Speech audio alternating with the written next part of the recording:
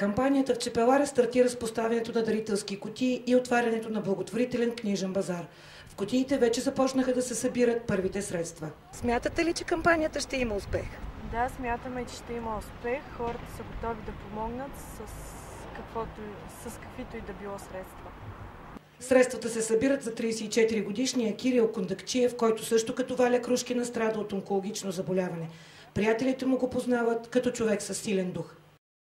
С Кирчо карахме заедно ски, той е малко по-голям от мене, тренирали сме заедно, след това бяхме колеги в Пампорово АД и от общо взето там познавам Кирчо. Той също е бил мой преподавател, карал е курса за ски учители, той е предавал класовете.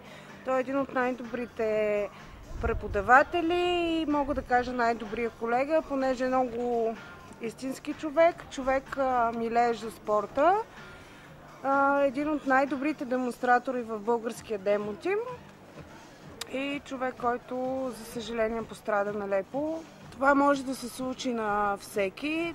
Трябва да бъдем съпричастни с болката и страданието, защото той е един млад човек, много истински човек и бих казала много скромен, защото за него спорта беше всичко и може би това е причината, поради която той е в това състояние в момента и ние като млади хора, като негови съграждани и като негови колеги трябва да помогнем, защото това е нещо, което може да се случи на всеки от нас.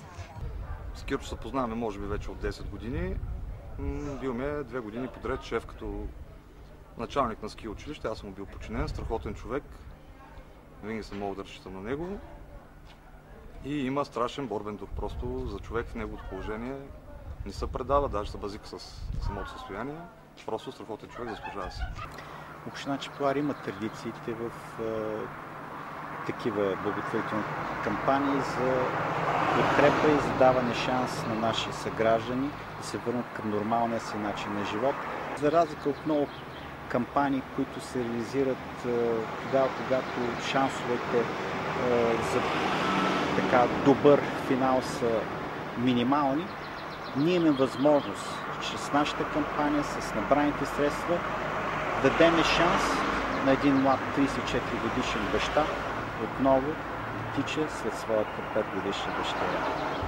Благотворителните инициативи в Чепеларе са само началото. Средства ще се събират в продължение на месеци на специална банкова сметка, за да може Кирил Кондакчиев да продължи лечението си.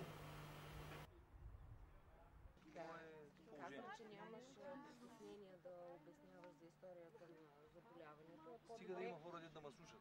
Да го кажеш, отколкото някой да го прекратява. Пак казвам, стига да има хора, да ме слушат, мога много да говоря.